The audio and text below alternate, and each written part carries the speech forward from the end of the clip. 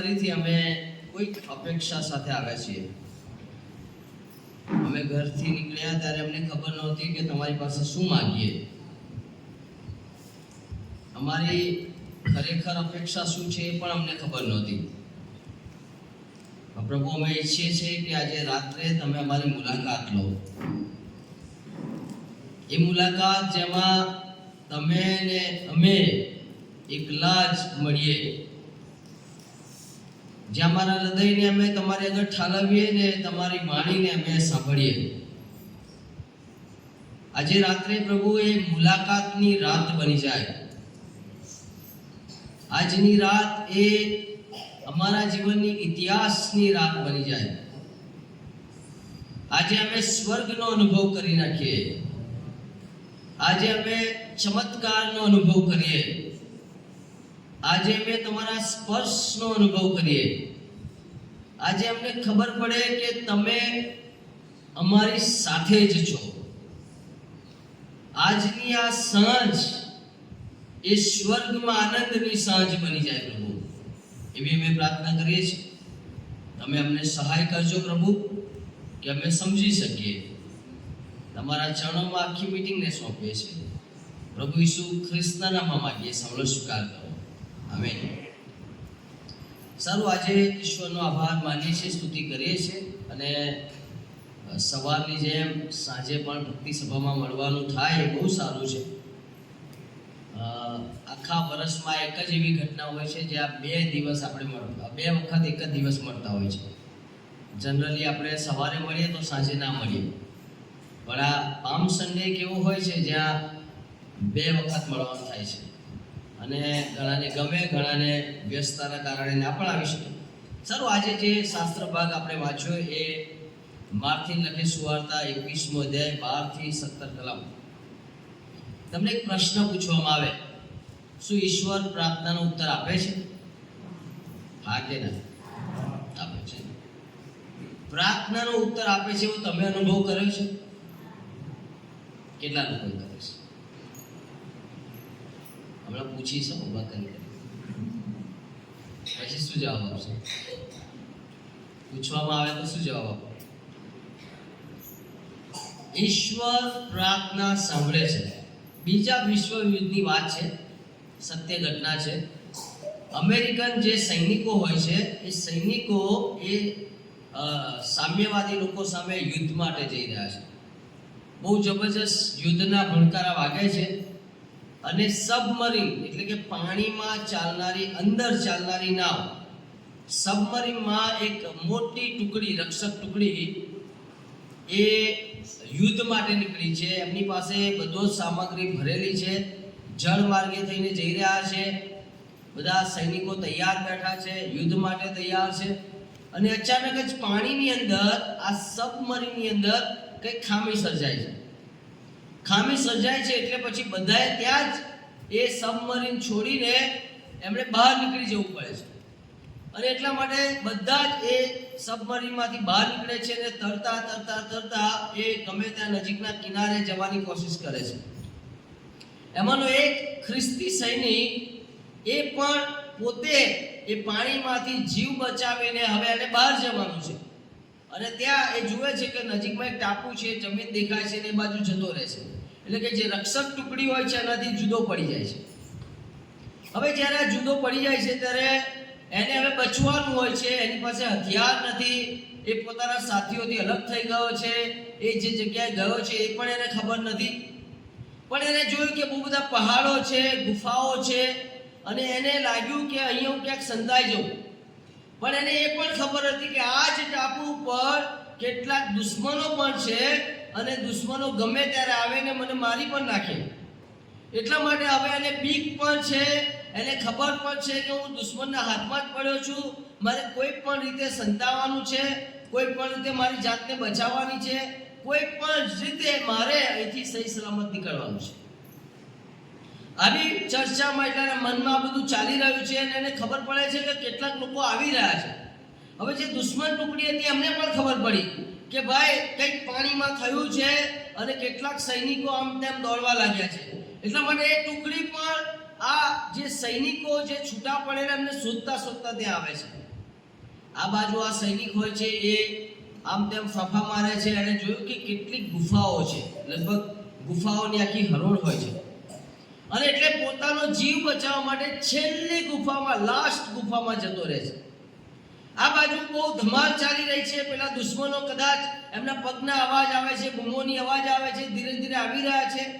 દુશ્મનોને ખબર પડી છે કે અહીંયા તો હોવા જ જોઈએ, અને એટલા માટે એ નજીક આવતા જાય છે. આ જુવાન સૈનિક એ છેલ્લી ગુફામાં ઘૂસી જાય છે. એક જગ્યાએ ખૂણામાં બેસે છે, આંખો બંધ કરીને પ્રાર્થના કરે છે.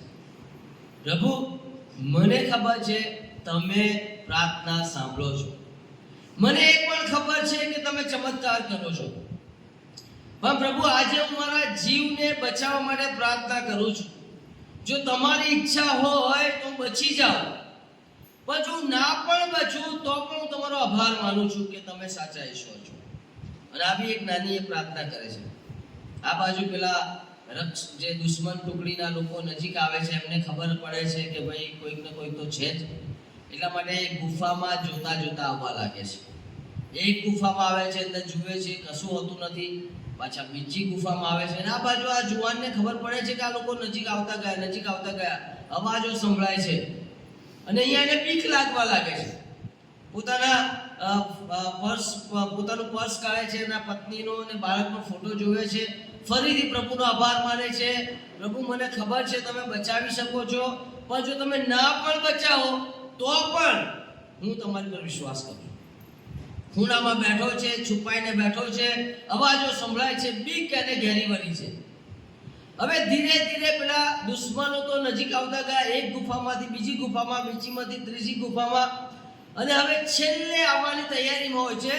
એટલામાં પેલો જે જુવાન ગુફામાં હોય છે એને દેખાય છે કે એક કરોડિયો બહુ ઝડપથી એ ગુફાના દરવાજા આગળ એ જાળું બાંધી રહ્યો છે. એટલું ઝડપી જાળું બાંધવા લાગે છે, બહુ ફટાફટ. અને આ જુવાન જોઈ રહ્યો છે કે પ્રભુ, મેં તો મારા જીવના રક્ષણ માટે પ્રાર્થના કરી હતી, અને તે તો કરોડિયો મોકલ્યો. હવે કરોડિયાથી તો થોડી મારો જીવ બચવાનો છે. પણ કે પ્રભુ, તો પણ હું તારો વિશ્વાસ જ કરું છું. મને ખાતરી છે કે પુનરુત્થાન તથા જીવન તમારામાં જ છે. ભલે દુશ્મનો આવે, ભલે મારો જીવ જાય. હવે ધીરે ધીરે પેલા દુશ્મનો એ ગુફા સુધી પહોંચે છે, અને પછી અચાનક જ એક જુવાન જુએ છે કે ભાઈ, આમાં જવાની જરૂર નથી. કેમ જવાની જરૂર? તો કે જો આની પર કરોડિયાનું જાળું દેખાય છે, એટલા માટે આ ગુફામાં કોઈએ પણ પ્રવેશ કર્યો નથી. આપણે સમય બગાડવો નથી, અને લોકો ત્યાંથી પાછા જતા રહે છે. પેલા જુવાનને ખબર પડી કે પ્રભુએ કરોડિયાને કેમ મોકલ્યો. એ કરોડિયાને એટલા માટે મોકલ્યો કે પેલા દુશ્મનોને ખબર પડે કે આ કરોડિયાના જાળું એ બતાવે છે કે આ ગુફામાં કોઈ ગયું. એ જુવાને ઘૂંટણે પડીને ઈશ્વરનો આભાર માન્યો, પોતાના અવિશ્વાસને લઈને પણ પ્રાર્થના કરી, પસ્તાવો કર્યો, અને ઈશ્વરે એ જીવનને બચાવી લીધો. જ્યારે આપણે કટોકટીમાં આવીએ, સંઘર્ષમાં આવીએ, પ્રશ્નોમાં આવીએ, ચિંતામાં આવીએ, અને બહુ નિરાશામાં આવીએ, ત્યારે આ નાની પ્રાર્થનાઓ મોટા ચમત્કારો કરે છે. અને આ કોઈ મનગઢંત કહાની નથી. આ સૈન્યએ પોતે કહેલી કહાની છે. એની પોતાની આપવીતી છે, એની પોતાની સાક્ષી છે.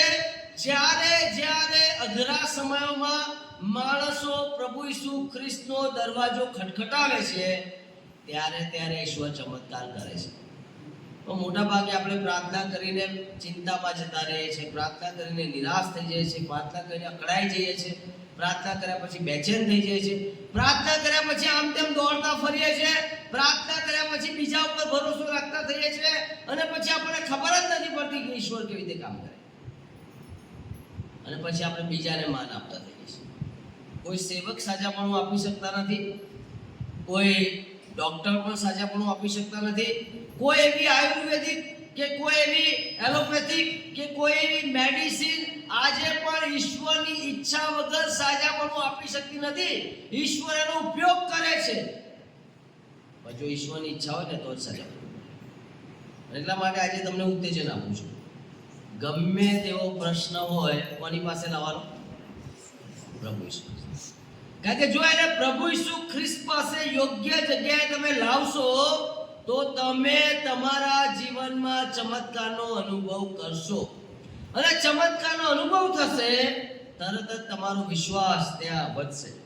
હવે અહીંયા જુઓ તમે, પ્રભુ ઈસુ ખ્રિસ્ત આ મંદિરમાં જાય છે ત્યારે ચમત્કાર કરે છે. શું લખ્યું છે કે ઘણા બધા લોકો 15મી કલમ 14મી કલમ અને આંધળા તથા લંગડા તેની પાસે મંદિરમાં આવ્યા, અને શું થયું ને તેણે તેઓને સાજા કર્યા. આજે મંદિર ક્યાં છે ખબર છે તમને? તમને શું લાગે, આ મંદિર છે કે આ ચર્ચ છે? તમે એને મંદિર માનો છો કે ચર્ચ માનો છો? તમને ચર્ચ અને મંદિરમાં ખબર છે ખરી? ચર્ચ કોને કહેવાય ને મંદિર કોને કહેવાય એવું ખબર છે? ઘણી વાર આપણે એવું માનીએ કે આ શું છે મંદિર એટલે અહીંયા જ આવીએ, અહીંયા જ પ્રાર્થના કરીએ, અહીંયા આવે અહીંયા જ બાઇબલ વાંચીએ, અહીંયા આવે એટલે અહીંયા જ આરાધના કરીએ, અહીંયા આવે એટલે અહીંયા જ ગીતો ગઈએ, અહીંયા આવે એટલે અહીંયા જ બાઇબલ ખોલતા હોઈએ છીએ. આપણને એવું લાગે કે અહીંયા જઈએ ને ત્યારે બધું આત્મિક કામ કરવાનું, અને જાણતા અજાણતા આ બિલ્ડિંગને, આ બાંધકામને, આ મકાનને આપણે મંદિર માનતા થઈ ગયા છે. આપણને એવું લાગી રહ્યું છે કે આ મંદિર છે, અને એટલા માટે મંદિરમાં આત્મિક કામો થવા જોઈએ, ભક્તિ થવી જોઈએ, પૂજા થવી જોઈએ, આરાધના થવી જોઈએ, સ્તુતિ થવી જોઈએ. આ બધું અહીંયા થવું જોઈએ, ઘરે નહીં. એટલા માટે ઘરે કોઈ ગીતો નહીં ગાતા, ઘરે કોઈ બાઇબલ ખોલીને એનું મનન નથી સાંભળતા, ઘરે બધું આ નથી ચાલતું. અહીંયા 2 કલાક કરો પણ ઘરે 5 મિનિટ ના ચાલે, કારણ કે આપણે માનીએ છીએ કે અહીંયા બધું કરવું જોઈએ, બહાર નહીં. પણ અહીંયા જુઓ, પ્રભુ ઈસુ ખ્રિસ્ત જ્યારે યરૂશલેમમાં પ્રવેશ કરે છે ત્યારે સીધા, પછી લખ્યું છે 12મી કલમમાં, પછી પ્રવેશ કર્યા પછી ઈસુ સીધા મંદિરમાં જાય છે. હવે મંદિર શું કરવા બનાવ્યું? એના માટે તમારે પહેલો રાજાનું પુસ્તક 8મો અધ્યાય 27મી કલમ તમે વાંચી શકો છો, બરાબર? બીજો કાળમુદ્દાનું પુસ્તક સેકન્ડ કાળમુદ્દાનું પુસ્તક 7મો અધ્યાય અને 14મી કલમ વાંચી શકો છો, અને ઘણી બધી જગ્યાએ તમે વાંચી શકો છો. એનો મતલબ મંદિર શા માટે? તો મંદિરનું કારણ એ છે કે ત્યાં ઈશ્વર રહેતા હોય, એ ઈશ્વર ત્યાં રહે છે. બીજો પહેલો રાજા 8:27 કહે છે ત્યાં ઈશ્વરની હાજરી છે, એટલે મંદિર ઇમ્પોર્ટન્ટ છે. એ મકાન મહત્વનું નથી, એ ઘર મહત્વનું નથી, એ બારણા, એ પિલ્લર, એ જાળી, એ ડેકોરેશન, આ બધું મહત્વનું નથી. પણ કે ત્યાં મંદિર એટલા માટે જરૂરી છે કે ત્યાં ઈશ્વર રહે છે. બીજી બાબત, યશાયા 56:7 વાંચો તો કે છે એ મંદિરમાં આરાધના થતી હોય, બલિદાન આપવામાં આવતા. એ મંદિરમાં લોકો જાય ને એટલે આરાધના કરે, સ્તુતિ કરે, બહુ જબરજસ્ત સ્તુતિ કરે, આરાધના કરે. યશાયા 56:7 કહે છે મારું ઘર એ પ્રાર્થનાનું ઘર. અહીંયા તમે આવો એટલે એક જ કામ હોવું જોઈએ, અહીંયા તમે આવો એટલે એક જ વાત હોવી જોઈએ, પ્રાર્થના, પ્રાર્થના, પ્રાર્થના ને પ્રાર્થના. બીજો કોઈ જ વિષય ના હોવો જોઈએ. જ્યારે તમે મારી પાસે આવો ત્યારે તમે મારી સાથે વાત કરો, મારી સાથે વાત કરો, મારી સાથે વાત કરો. તમારા પ્રશ્નો જણાવો, તમારી ચિંતા જણાવો, તમારી નિરાશા જણાવો, તમારી સ્તુતિ જણાવો, તમારી આભાર સ્તુતિ ચડાવો, તમારા જીવનમાં કેવા કામ થાય બધું જણાવો તમે. ઘણી વાર તો આપણે આવતા હોય ને અહીંયા તો બીજા વાતો કરીને, ચર્ચા કરીને પાછા જતા હોય. શું કરવા ગયા? તો કે ચર્ચમાં. શું કર્યું ખબર નહીં. તમને ખબર છે 3 પ્રશ્નો તમારે આ અઠવાડિયામાં પૂછવાના છે. પહેલો પ્રશ્ન, હું શા માટે ખ્રિસ્તી છું? કયો પ્રશ્ન પૂછવાનો? હું શા માટે ખ્રિસ્તી? હું ખ્રિસ્તી બન્યો કેમ? હું ખ્રિસ્તી બની કેમ? મારા બાપ દાદા છે એટલે? મારા માતા પિતા છે એટલે? મારા ભાઈ બહેન છે એટલે? મારા મમ્મી પપ્પા છે એટલે? હું શા માટે ખ્રિસ્તી છું? આ પ્રશ્ન તમારે પૂછવાનો. શું કારણ છે જેના કારણે હું પ્રભુ ઈસુ ખ્રિસ્ત પર વિશ્વાસ કરું છું? શું કારણ છે જેના કારણે મેં પ્રભુ ઈસુ ખ્રિસ્તની આરાધના કરવાનું શરૂ કર્યું? શું કારણ છે જેના કારણે હું બાઇબલ વાંચું છું? શું કારણ છે જેના કારણે રવિવારે હું ચર્ચમાં જઉં છું? આ પહેલો પ્રશ્ન. હું શા માટે ખ્રિસ્તી છું? બીજો પ્રશ્ન. આપણે રોજ દર સાંજે આપણે આ પ્રશ્નને જોઈશું કે જેથી આપણને ખબર પડે અંતમાં કે ભાઈ આપણે ક્યાં છે. બીજો પ્રશ્ન, હું કેવો ખ્રિસ્તી છું? પહેલો પ્રશ્ન શું છે? હું શા માટે ખ્રિસ્તી છું? બીજો પ્રશ્ન શું છે? હું કેવો છું? હું આત્મિક ખ્રિસ્તી છું? હું ધાર્મિક ખ્રિસ્તી છું? હું નામદારી ખ્રિસ્તી છું? હું વ્યસની ખ્રિસ્તી છું?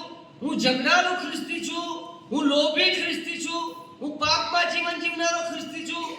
હું બીજાને માફ નહીં કરનારો ખ્રિસ્તી છું? હું ઈશ્વરની આજ્ઞા નહીં પાડનારો ખ્રિસ્તી છું? હું ઈશ્વરની આજ્ઞા પાડનારો ખ્રિસ્તી છું? કેવો છું? બહુ બધા પ્રકાર આવે છે. ખ્રિસ્તી તો ખરો, પણ કેવો? તમે બજારમાં કશું ખરીદવા જાઓ, બધા અલગ અલગ ચોખા મૂકેલા હોય, તમે ઓળખી શકો ને કે ભાઈ આ ચોખા કેવા છે, આ ચોખા કેવા છે. આ કેટલી બધી જાત છે ચોખાની, કેટલી બધી જાત. હું શિવરામભાઈને એટલે પૂછતો હતો કે કઈ કઈ જાત. મને બહુ ખબર નથી. બાસમતીની કદાચ ખબર હોય, પછી લશ્કરી કોલમની ખબર હોય, ગુજરી 70 કે એવું કંઈક આવે છે એની ખબર હોય, પણ બીજા બધા મને નથી ખબર. પણ મને ખબર છે કે બહુ બધી જાત હોય. દરેક જાતના ચોખા અલગ અલગ કામમાં વપરાય. કેટલાક ચોખા એ ભોજન માટે ના વપરાય, બીજા કામ માટે વપરાય, પણ ચોખા જ કહેવાય, પણ એની જાત અલગ અલગ છે. એમ ઘણા બધા ખ્રિસ્તીઓ હોય, પણ આપણે હવે જોવા જઈએ કે કેવો ખ્રિસ્તી? ભાઈ તું પ્રાર્થના કરે છે એવો ખ્રિસ્તી છે કે તારી પાસે બિલકુલ ઈશ્વર પાસે સમય નથી એવો ખ્રિસ્તી છે? ભાઈ તું બાઇબલ વાંચે છે એવો ખ્રિસ્તી છે કે તારે ને બાઇબલની વચ્ચે બહુ દુશ્મનાવટ છે એવો ખ્રિસ્તી છે? ભાઈ તે જીવન સોંપ્યું છે એવો ખ્રિસ્તી છે કે તે બધું જ કર્યું છે પણ જીવન સોંપ્યું જ નથી એવો ખ્રિસ્તી છે? ભાઈ તું ઈશ્વરને પ્રેમ કરે છે, ઈશ્વરને આધીન છે એવો ખ્રિસ્તી છે કે ઈશ્વર એની જગ્યાએ હું મારી જગ્યાએ, હું મારી મનમાની કરનારો ખ્રિસ્તી છું? હું શા માટે ખ્રિસ્તી છું? બીજો પ્રશ્ન, હું કેવો ખ્રિસ્તી? ત્રીજો પ્રશ્ન, હું ઈશ્વરના રાજ્ય માટે શું કરું છું? હું મારા ઘર માટે બહુ બધું કામ કરી રહ્યો છું, હું મારી ખેતીવાડી માટે બહુ બધું કામ કરી રહ્યો છું, હું મારા બાળકો માટે બહુ બધું કામ કરી રહ્યો છું, હું મારા ઢોર ઢાક માટે બહુ બધું કામ કરી રહ્યો છું, હું પુષ્કળ કામ કરું છું. 24 કલાકમાં જબરજસ્ત કામ હું કરું જ છું. મારા ઘરના લોકો માટે તનતોડ મહેનત, મારા બાળકો માટે પણ બહુ મહેનત કરું છું, મારા પોતાના માટે પણ મહેનત કરું છું, મારી ખેતીવાડી માટે પણ બહુ મહેનત કરી રહ્યો છું. અરે મારા ઢોર ઢાકની પણ હું કાળજી લઈ રહ્યો છું. મારા સગાઓ માટે દોડાદોડ કરું છું, મારા મિત્રો માટે દોડાદોડ કરું છું. તો પછી ઈશ્વરના રાજ્ય માટે હું શું કરી રહ્યો છું? ખાલી રવિવારે ચર્ચમાં આવું છું, પાછું જઉં છું.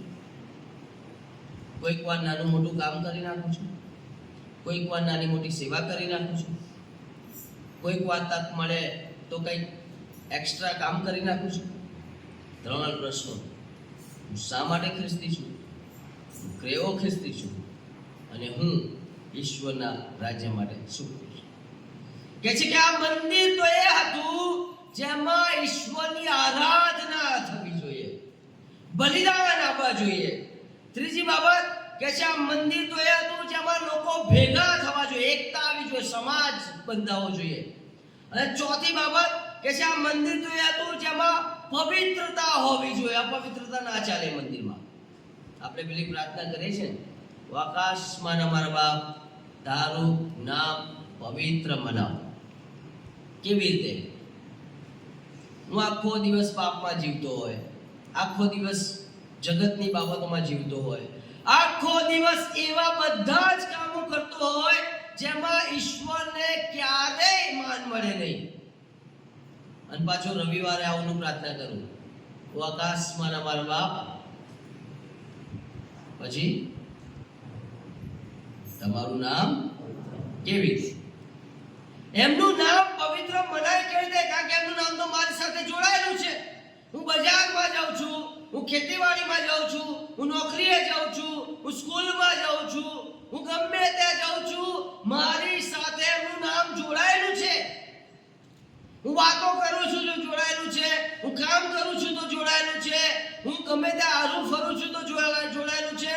એ ઈશ્વરનું નામ મારી સાથે જોડાયેલું છે. એટલે મંદિર તો ઈશ્વરના નામને પવિત્ર બનાવવાનું.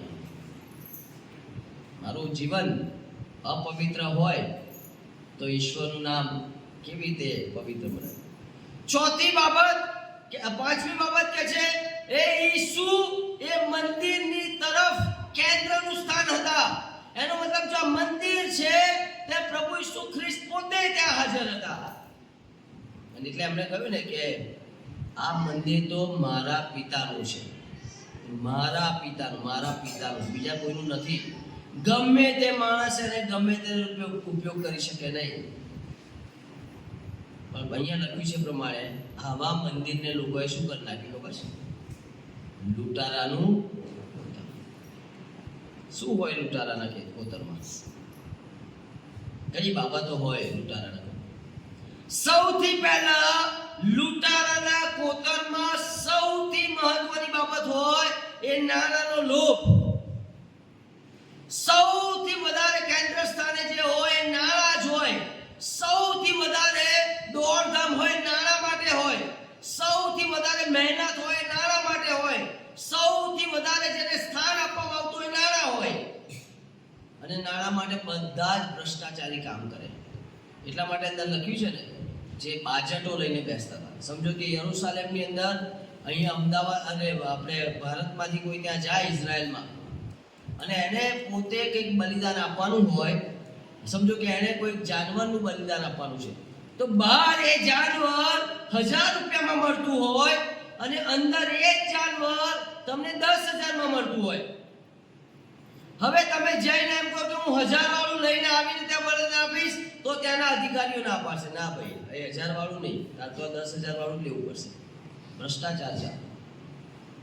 એ પૈસાનો એટલો બધો લોભ હતો, એ પાપ એટલો સડા સુધી ઘૂસી ગયેલો હતો કે મંદિરમાં જ હતા, મંદિરમાં જ બેઠા હતા, મંદિરની અંદર જ બધું ચાલતું હતું, બહાર કઈ નહીં. એટલે મંદિરમાં તો ભયંકર ભ્રષ્ટાચાર. ત્યાં પ્રાર્થના બંધ થઈ જતી ને અવાજ ઘોંઘાટ વધી ગયેલો. એટલે ઘણીવાર આપણે ઘોંઘાટમાં જીવતા શીખ્યા છે. એટલા માટે પ્રાર્થના મીટિંગો થાય ત્યારે બહુ ઓછા લોકો આવે છે, કંટાળો આવે છે. બાઇબલ તો શું કહે છે? પ્રાર્થના એટલે ઈશ્વર સાથેની વાતચીત. આપણામાંના ઘણા એવા છે જેમને ઈશ્વર સાથે વાત કરવાનો કંટાળો આવે છે. વાત ક્યારે કરે ખબર છે? જ્યારે કટોકટીનો સમય આવે ને પછી એમ મેસેજ મોકલે બધા, પ્રાર્થના કરજો ને, પ્રાર્થના કરજો ને, પ્રાર્થના કરજો ને. પ્રભુ કહે છે કે ભાઈ હું તને રોજ શોધતો તો તું પ્રાર્થના કરવા આવ, તું આવ, ટાઈમ કાઢ, સમય કાઢ. પણ ત્યારે તું ક્યારેય દેખાયો જ નહીં. પણ હવે તારા જીવનમાં પ્રશ્ન આવ્યો, તારા જીવનમાં પ્રોબ્લેમ આવી, તારાથી ક્યાંય સહાય મળે નહીં એવું થયું, એટલે હવે તું દોડવા લાગ્યો. તું પેલા સેવકને કહેવા લાગ્યો, તું પેલા સેવકને કહેવા લાગ્યો, તું પેલી મીટિંગમાં કહેવા લાગ્યો, તું આમને કહેવા લાગ્યો, તે વોટ્સએપ મેસેજ કર્યા, તે બધાને જણાવ્યું. પણ ભાઈ તું જ આવીને મને જણાવતો નહીં સાહેબ, આ બીજાને કહેવાની ક્યાં જરૂર છે? હું તારી પ્રાર્થના સાંભળું છું. મારું બાળકની વાત હું સાંભળતો હોય તો એ બાળકને કંઈક કામ હોય, કંઈ જરૂર હોય તો મને જ કહે ને. એ શિવરાનભાઈને કે અંકલ મારા ડેડીને કોને, મારા પપ્પાને કોને કે મારા માટે આટલું કરે, મારે એક પેન્સિલ જરૂર છે, એવું થોડી કહે છે. એ તો સીધું મારી પાસે આવશે, પપ્પા મારે આ જોઈએ છે, પતી ગઈ વાત. બહુ લાંબી ચોડી વાત નહીં, સીધી વાત. સંબંધ છે એટલે કહે છે. એ દીકરીનો અને પિતાનો સંબંધ છે એટલે મારી સાથે સીધી વાત કરશે. પણ આપણામાંના ઘણા એવા છે જેમને ઈશ્વર સાથે સંબંધ નથી, ઈશ્વર સાથેનો કોઈ સંબંધ જ નથી, એટલે બીજા લોકો દ્વારા વાત કરાવે છે. સીધી વાત કરવાની તાકાત નથી, કારણ કે ઈશ્વર મને કશું કહે છે હું સાંભળતો જ નથી, અને મને એમની સાથે વાત કરતા આવડતું નથી. એટલે મારે કહેવું પડે, બાળક સાહેબ જુઓ ને આટલું, બાળક સાહેબ આટલું કામ કરો ને. અરે આ તો વચ્ચે કોઈને રાખી લીધા આપણે. આ તો એવું કહેવાય કોઈ અધિકારી પાસે જતા પહેલા પટાવાળાને મળીએ છે, એને 5000 આપે છે, 2000 આપે છે, 100 રૂપિયા આપે છે, ભાઈ જો ને આટલું કામ કરને. અહીંયા આવું નહીં ચાલે. અહીંયા તો કે છે આ ઘર તો પ્રાર્થનાનું ઘર છે, આવે એ પ્રાર્થના કરે, આવે એ પ્રાર્થના કરે, આવે એ પ્રાર્થના કરે. ત્યાં શું હતું તો કે છે ત્યાં એટલો બધો ઘોંઘાટ થઈ ગયેલો, પવિત્રતા જતી રહી ગઈ, અપવિત્રતા વધી ગઈ, કોમર્શિયલ બની ગયો, ધંધો બની ગયો. સમજો આવતીકાલે કોઈ અહીંયા આવે, તમે બધા આ જ ગામના ને આજુબાજુના લોકો છો, સમજો કોઈ વ્યસની કોઈ માણસ આવે અને એટલું વ્યસન લઈને અહીંયા મૂકી દે, તો તમે એનો વિરોધ નહીં કરો? કેટલાક જગતના પાપ લાવીને અહીંયા મૂકી દે તો તમે એનો વિરોધ નહીં કરો? કેટલું ભ્રષ્ટાચારી બાબતો લાવીને અહીંયા મૂકી દે તો તમે એનો વિરોધ નહીં કરો? તમે ચર્ચમાં નહીં આવતા હોય તો પણ તમે એનો વિરોધ કરશો, કારણ કે તમને ખબર છે આ જગ્યા પર આ બધું ના ચાલે, આ જગ્યા પર વ્યસન ના ચાલે, આ જગ્યા પર પાપ ના ચાલે, આ જગ્યા પર ભ્રષ્ટાચાર ના ચાલે, આ જગ્યા પર એવા અપરાધ કામ ના ચાલે. ચાલે જ નહીં. આ જગ્યા પવિત્ર છે, અપવિત્ર જગ્યા નથી. પણ કહે છે આ જગ્યાને તો એ લોકોએ લૂંટારાના કોતર જેવું કર્યું. કેટલું બધું ડિફરન્ટ છે, એક તો પ્રાર્થના અને લૂંટારા, પ્રાર્થના અને લૂંટારા. આ જ્યારે આવું થવા લાગ્યું ત્યારે શું થયું તો કે છે ઈશ્વરને ચમત્કારો કરવા હતા, ઈશ્વરે પરાક્રમી કામ કરવા હતા, ઈશ્વરે લોકોને સાજા કરવા હતા, ઈશ્વરે લોકોના જીવનો બદલવા હતા, ઈશ્વરે જબરજસ્ત રીતે લોકોમાં જાગૃતિ લાવી હતી. પણ જેના કામ એટલું ભ્રષ્ટ થઈ ગયું, ઈશ્વરે કામ કરવાનું છોડી દીધું. માર્થીની લખેલી સુવાર્તા અને માલાખીના પુસ્તકની વચ્ચે લગભગ 450 થી 500 વર્ષનો ગાળો છે. અને બાઇબલમાં જે લોકો સ્નાતક છે એ લોકો કહી રહ્યા છે, થિયોલોજીયન ગણો કે ઇતિહાસકારો ગણો કે છે એને અંધારિયો યુગ કહેવાય છે, ડાર્ક એજ. 450 થી 500 વર્ષમાં એ સમયને કહે છે અંધારિયો યુગ. કેમ અંધારિયો યુગ, કેમ ડાર્ક યુગ? એનો મતલબ એવો છે એ સમયમાં મંદિર હતું, એ સમયમાં આરાધના થતી હતી, એ સમયમાં ભક્તિ થતી હતી, એ સમયમાં પૂજા થતી હતી, એ સમયમાં બલિદાન થતા હતા, એ સમયમાં બધું જ થતું હતું.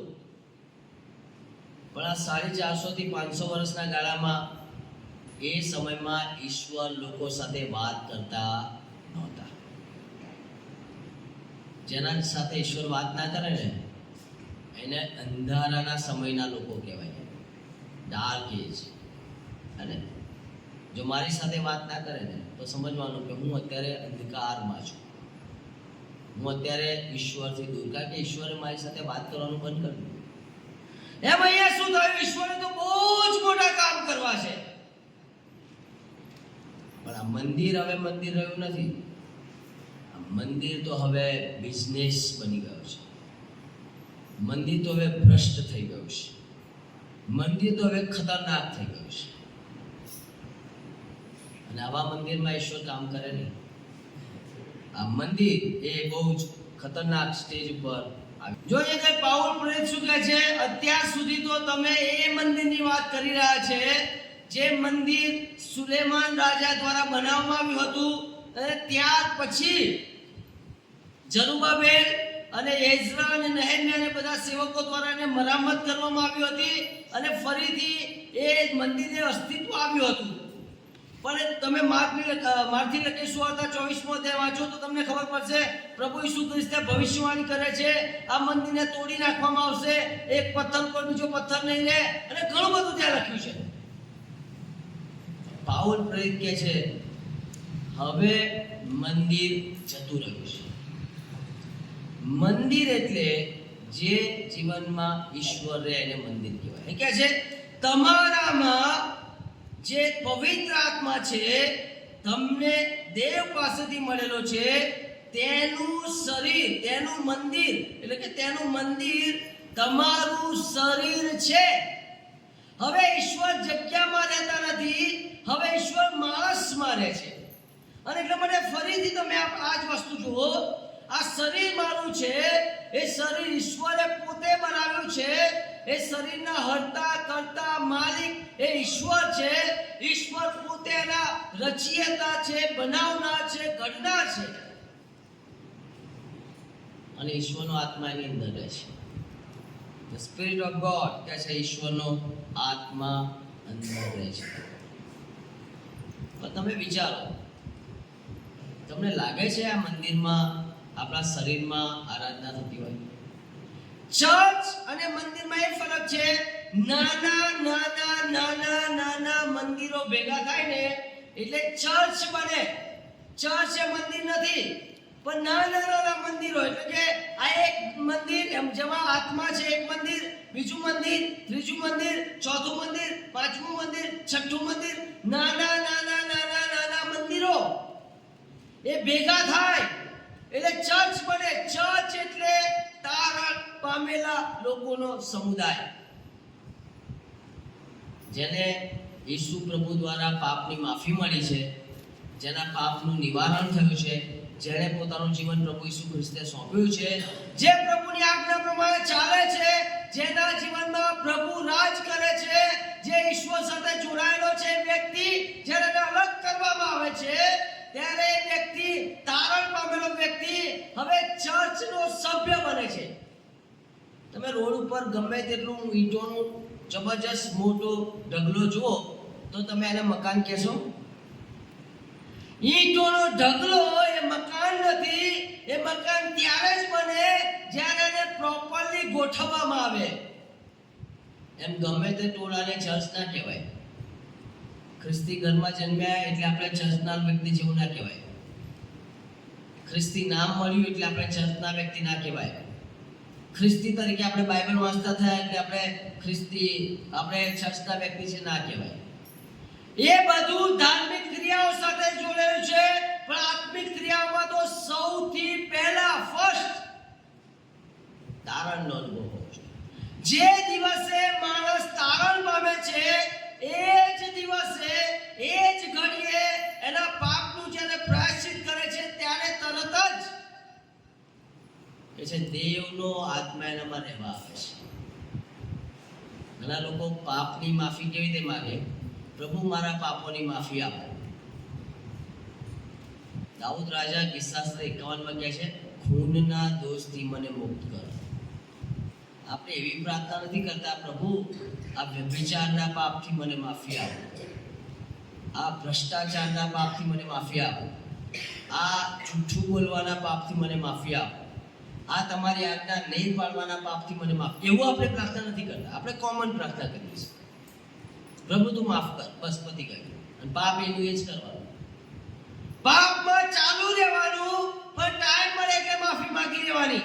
અરે નાનું છોકરું પણ એકની એક ભૂલ આજે કરી, કાલે કરી, પરમ દિવસ કરી, એક દિવસ સમજાવ્યું, 2 દિવસ સમજાવ્યું, 3 દિવસ સમજાવ્યું, 4 દિવસ સમજાવ્યું, પછી એના પિતા અકળાઈ જાય છે, લાભો મારી દે છે. કેમ? ખોટું કરે છે, ખોટું કરે છે, ખોટું કરે છે. અને આપણે શું કરીએ છીએ? એનું એ જ કામ કરીએ છીએ, એની એ જ ભાષા બોલીએ છીએ, એનું એ જ ભૂંડું જીવન જીવે છે. અને પાછા આવીને આપણે પ્રભુ માફ કર, પ્રભુ માફ કર, પ્રભુ માફ કર, પાછા ઘરે જઈને એનું એ જ કરતા હોય છે. જાણે કે આપણે ઈશ્વર સાથે મજાક કરી રહ્યા છે. આપણને બહુ ગંભીરતા નથી. આપણે અહીંયા આવીએ છીએ એટલે માફી માંગતા થઈ જઈએ છીએ, બહાર જઈએ છીએ એટલે મન ફાવે એવું જીવતા થઈ જઈએ છીએ. નાના નાના મંદિર ભેગા થાય ને એટલે ચર્ચ બને. શું તમારામાં દેવનો આત્મા છે? મોટી મોટી મીટિંગો આવે ને ત્યારે એમ કહે તમારામાં પવિત્ર આત્મા આવે એટલે તમે કૂદો, ઉછળો, આમ કરો, તેમ કરો. એ બધું બાઇબલ ના પાડે છે.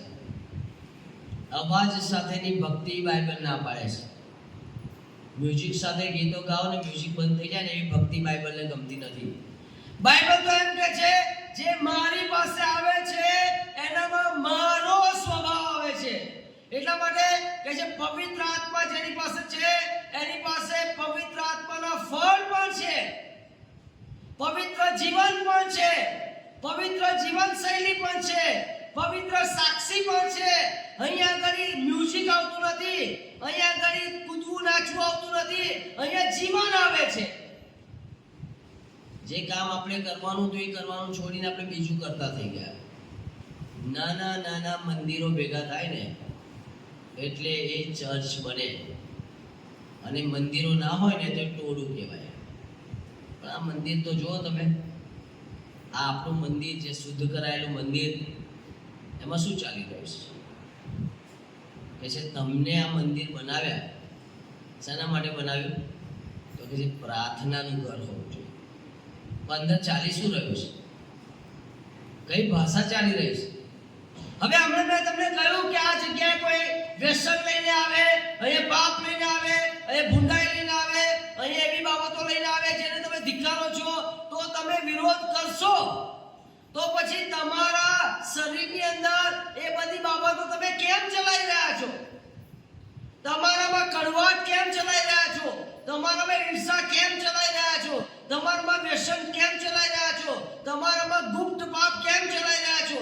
તમારામાં અપરાધ કેમ ચલાવી રહ્યા છો? જો અહીંયા કોઈ કશું કરે તો તમે વિરોધ કરો, તો તમારું શરીર ઈશ્વરનું મંદિર નથી. કે તમે કબૂલ કરી લીધું છે કે આ તો લૂંટારાનું કોતર છે, આમાં આવું ચાલશે. સવારથી સાંજ એ લૂંટારાના કોતરમાં જે ચાલતું હોય ને, એવું જો મારા જીવનમાં ચાલે ને તો શુદ્ધિકરણની બહુ જરૂર છે. કારણ કે લૂંટારાના કોતરને ઈશ્વર ધિક્કારે છે, એટલા માટે ત્યાં આગળ તોફાન મચાવી દીધું.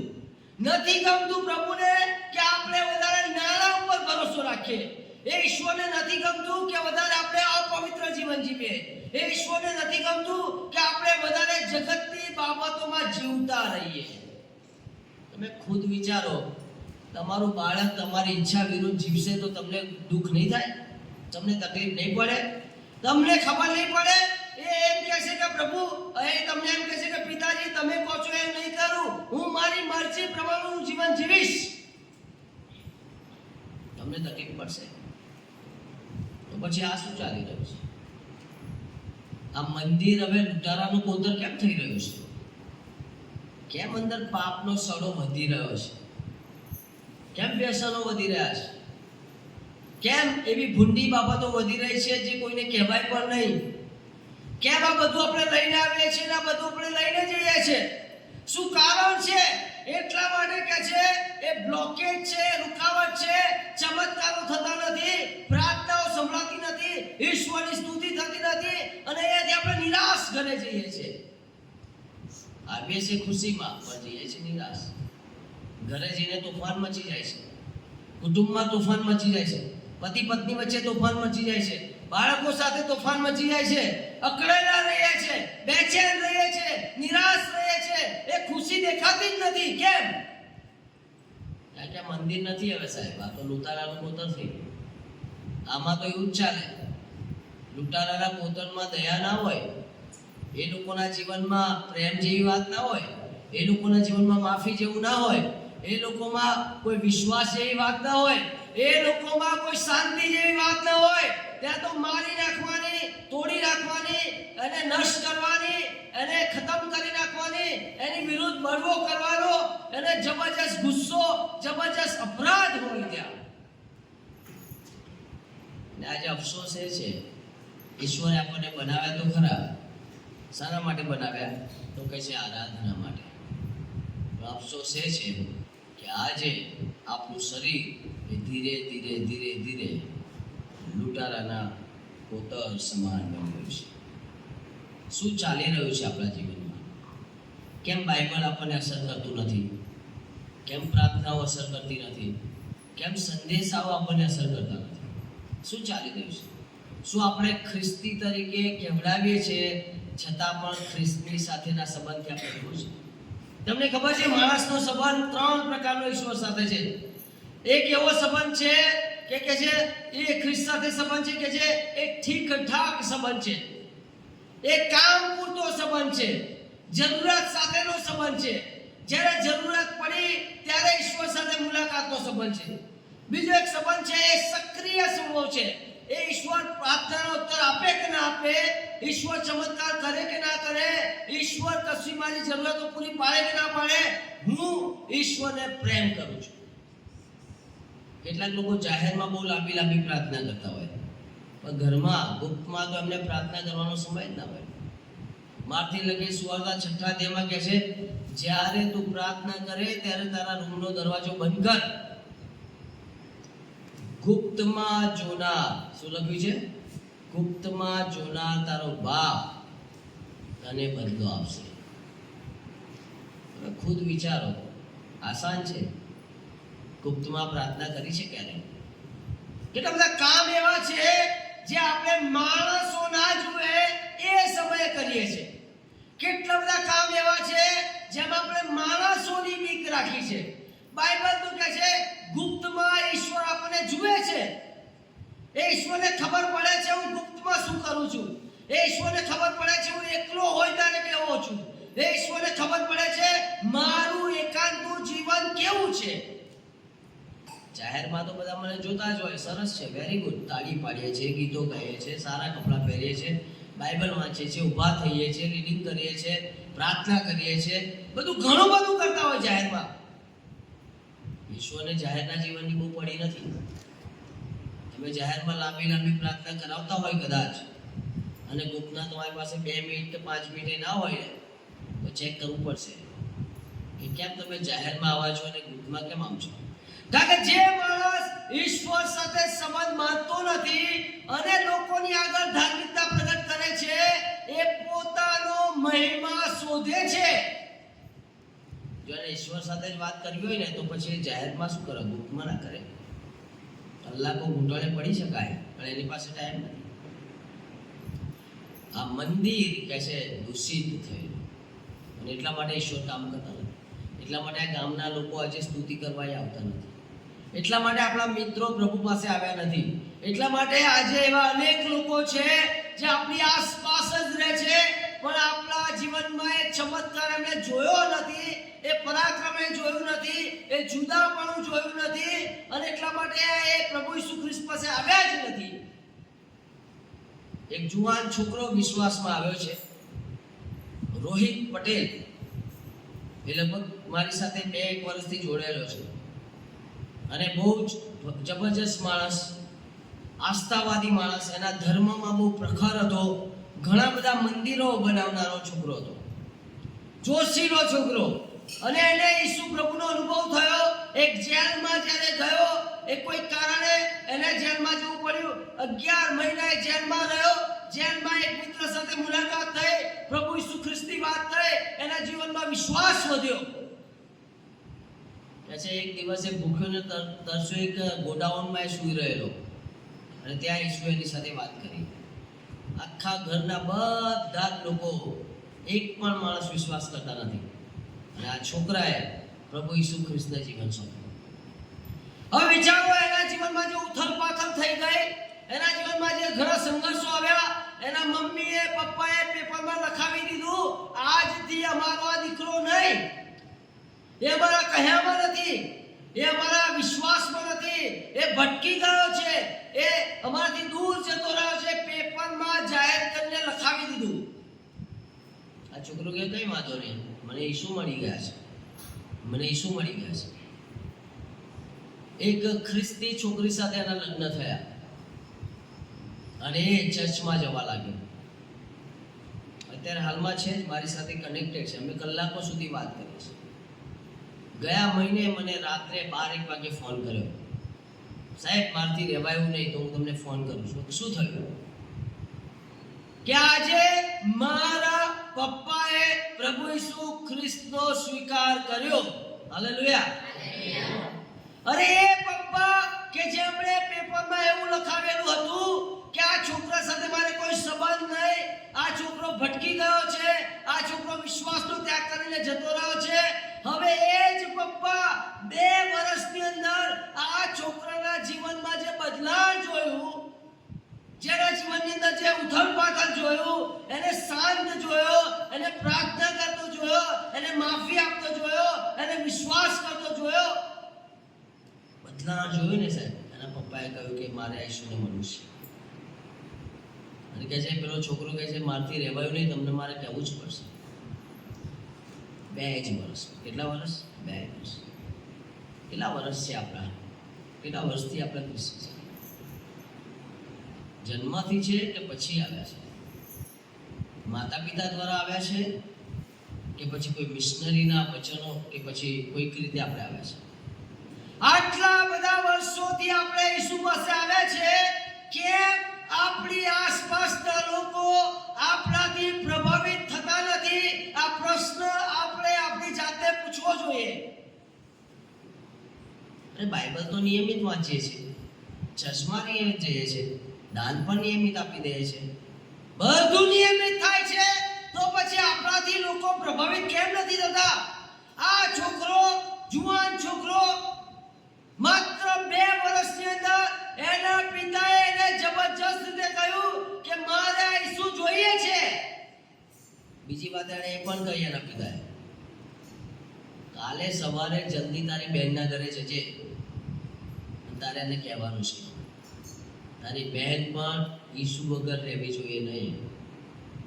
પૂછ્યા ગયો બીજા દિવસે, પછી પાછો મને ફોન કર્યો, એની બહેન અને બનેવી એને ધક્કો મારીને કાઢી મૂક્યા. જો તારે ઈસુની વાત કરવી હોય તો મારા ઘરે નહીં આવવાનું. આ જુવાન કહે છે, કઈ વાંધો નહીં, હું તારા માટે પ્રાર્થના કરીશ. વિચારો તમે, આ એક એવો જોશીલો જુવાન છે, 2 જ વર્ષની અંદર એની ધગસ તો જુઓ, એની ઈચ્છા તો જુઓ, એનું બદલાવ તો જુઓ. આ એ જ ઈસુની વાત કરું છું જે ઈસુ તમને ને મને વર્ષો પહેલા મળ્યા છે. મારા જીવનમાં કેમ બદલાવ નથી?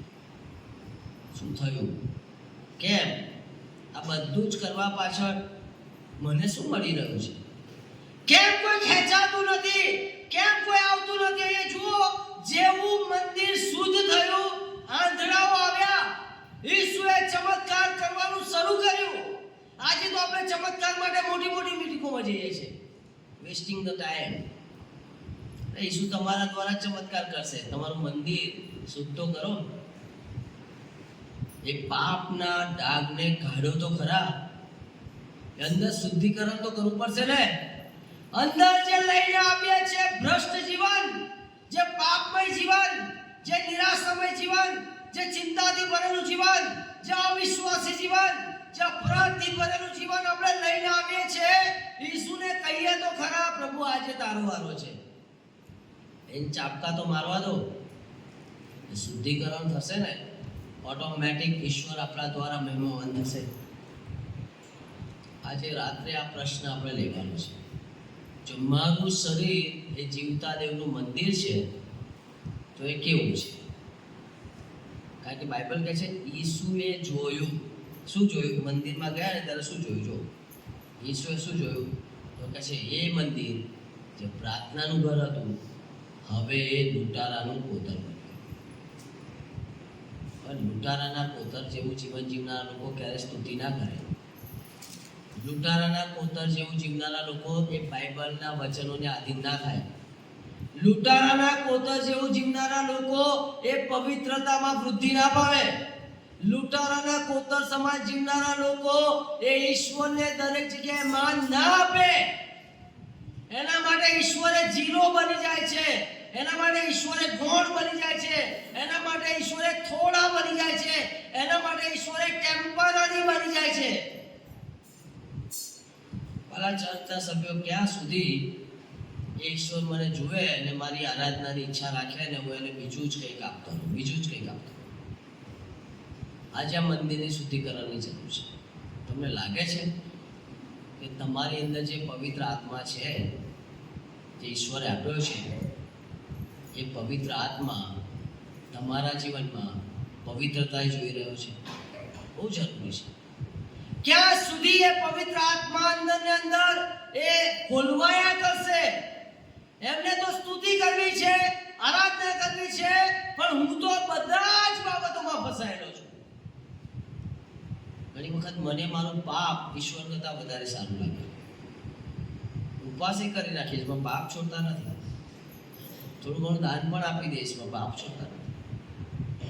આવા ખ્રિસ્તીઓ કેવી રીતે ઈશ્વરને મહિમા આપી શકે? આવા ખ્રિસ્તીઓ કેવી રીતે ઈશ્વરના નામને ઊંચું ઉઠાવી શકે? અને એટલા માટે આજે રાત્રે આ પ્રશ્ન આપણે પૂછવો જોઈએ કે છે જો તમારું શરીર એ જીવતા દેવનું મંદિર છે તો દેવને મહિમા આપો. શું લખ્યું છે? તમારા વાત કરવા દ્વારા, તમારી વાણી દ્વારા, તમારા વ્યવહાર દ્વારા, તમારા કોઈ પણ કામ દ્વારા તમે દેવને મહિમા આપો. આજે રાત્રે આ બીજો પ્રશ્ન લઈને જજો. તમારું શરીર એ ઈશ્વરનું મંદિર છે તો કેવું છે? તમે શા માટે ખ્રિસ્તી છો? તમે કેવા ખ્રિસ્તી છો? તમે ઈશ્વરના રાજ્ય માટે શું કરો છો? અને ચોથો પ્રશ્ન, જો તમારું શરીર એ જીવતા દેવનું મંદિર છે તો કેવું છે? તમે જે શબ્દો બોલો છો ઘરમાં, શું એ મંદિરમાં એવું હોય? ચાલે? તમે જે ગુપ્તમાં જીવન જીવો છો, શું એવું જીવન ચાલશે? તમે જે કામ કરી રહ્યા છો, તમને એવું લાગે છે કોઈને ખબર નથી, પણ શું એ ઈશ્વર ચલાવી લેશે? પણ આજે આનું એક નિરાકરણ થઈ શકે છે, એ શુદ્ધિકરણ થઈ શકે છે. જો આજે હું એમ કહું ને કે પ્રભુ આ મંદિરને તમે શુદ્ધ કરો, તો પછી એ શુદ્ધ કરશે. એ કચરો કાઢી નાખશે, એ સર્જરી કરશે, એ ઓપરેશન કરશે અંદર, અને કે છે પાપના દાગને દૂર કરશે, એ ભૂંડાઈને દૂર કરશે, એ ભૂંડી આંખોને દૂર કરશે, એ ભૂંડું સાંભળવાનું દૂર કરશે, એ ભૂંડી ટેવોને સુધારી નાખશે, એ ભૂંડા જીવનને બદલી નાખશે.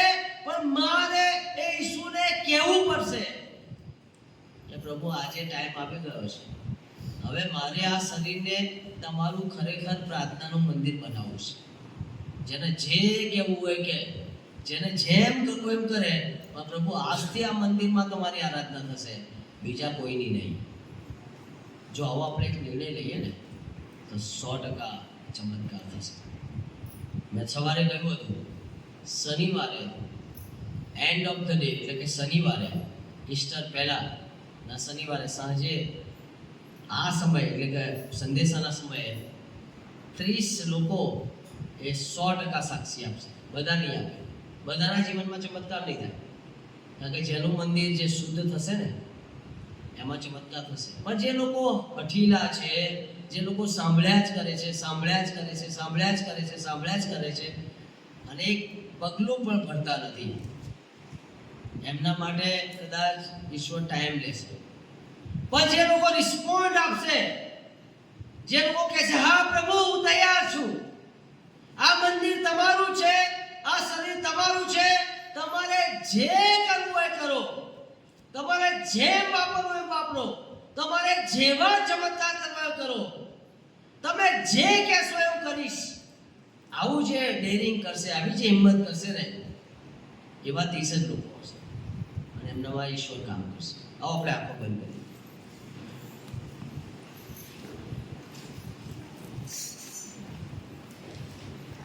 Thank you Jesus. પ્રભુ ઈસુ ખ્રિસ્ત મંદિરમાં તો ગયા, પણ એ મંદિર બદલાઈ ગયું હતું. જ્યાં પ્રાર્થના થવી જોઈએ ત્યાં નાણાં ગણાતા હતા, જ્યાં આરાધના થવી જોઈએ ત્યાં ઘોઘાટ વધ્યો, જ્યાં બલિદાન થવા જોઈએ ત્યાં ભ્રષ્ટાચાર આવી ગયો હતો. શું ચાલી રહ્યું છે? શું ઈશ્વર તમારી સાથે વાત કરી રહ્યા છે? તમારું શરીર જો જીવતા દેવનું મંદિર છે, કેવું છે? આવું મંદિર હોય? તમારા જીવનને તપાસીને ચોકસાઈથી નક્કી કરો, શું એ ઈશ્વર ઈચ્છે છે એવું તમારું મંદિર બની રહ્યું છે? તમને ગમે છે પણ શું ઈશ્વરને ગમે છે? તમે ખુશ છો પણ શું ઈશ્વર ખુશ છે? તમને લાગે છે કે શુદ્ધિકરણની જરૂર છે? તમને લાગે છે કે કંઈક એવું છે જે યોગ્ય નથી? તમને લાગે છે કે મંદિરમાં ભ્રષ્ટાચાર પ્રવેશ કરી ચૂક્યો છે? તમને લાગે છે કે એવું ચાલી રહ્યું છે જે મારા ઈસુને ગમતું નથી? તમને કેમનું ગમે છે? તમે કેમનું ચલાવી રહ્યા છો? જે મારો ઈસુ એનાથી કંટાળે છે, એ મારા પ્રભુને એ બિલકુલ ગમતું નથી, તો પછી મને કેવી રીતે ગમે? છે કોઈ વ્યક્તિ જે આજે પ્રભુને એમ કે, પ્રભુ હું તૈયાર છું, મારા શરીર રૂપી મંદિરને શુદ્ધ કરો. કોઈ એવું પાપ લઈને આવ્યા છો, એ નામ સાથે કબૂલ કરો, પ્રભુ આ પાપ છે. દાઉદ કહે છે કે ખૂનના દોષથી મને મુક્ત કરો. કોઈને ખબર નથી એને ખૂન કર્યું, એને એકલાને જ ખબર હતી, પણ ઈશ્વરને ખબર હતી. શું લઈને આવ્યા છે? કેવું મંદિર છે? સ્તુતિ થાય છે ઈશ્વરની, આરાધના થાય છે, ચમત્કારો થઈ રહ્યા છે, લોકો સાજા થઈ રહ્યા છે, લોકોના જીવનો બદલાઈ રહ્યા છે. તો આવું કેમ થઈ રહ્યું છે? આપણે તો બાઇબલ વાંચીએ છીએ, પ્રાર્થના કરીએ છીએ, ચર્ચમાં જઈએ છીએ, બધી ધાર્મિક ક્રિયાઓ કરીએ છીએ, તો પછી ઈશ્વર કામ કેમ નથી કરતા? શું રોકી રહ્યું છે? કોણ રોકી રહ્યું છે?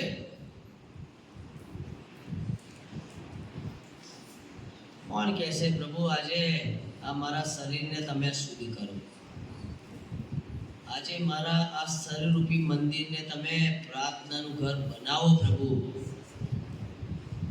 આજે કોણ કહેશે કે પ્રભુ મને માફ કરો? આજે કોણ બૂમ પાડીને કહેશે, પ્રભુ આજ સુધી તો મેં એ જ કર્યું છે જે તમને ગમ્યું નથી, આજે હું એ કરીશ જે તમને ગમશે.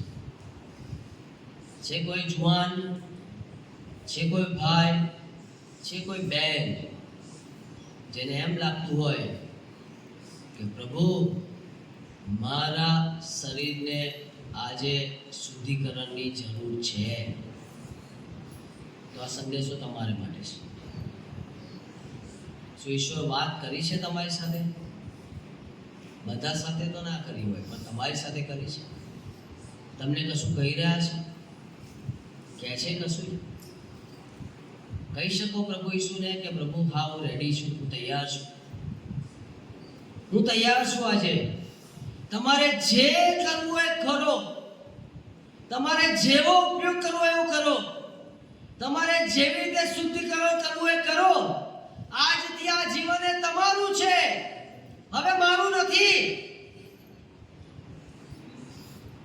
એ 30 લોકોને ઈશ્વર શોધી રહ્યા છે, 30 જ લોકો જોઈએ છે, વધારે નહીં. એ સાક્ષી તમે સંગળી રાખજો.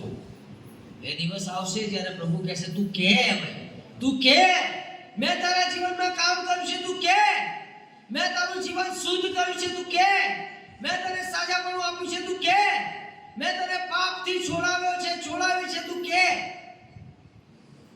પણ આજે એની શરૂઆત થઈ ગઈ છે. શું ઈશ્વરે તમારી સાથે વાત કરી છે? કોઈ છે જુવાન જેની સાથે વાત કરી હોય? તમે તમારા હૃદયમાં એક પ્રાર્થના કરી શકો છો, પ્રભુ મારું શરીર હું તમને અર્પણ કરું છું, આજે તમે એને શુદ્ધ કરો. Thank you, Jesus. Thank you, Jesus. Thank you, Jesus.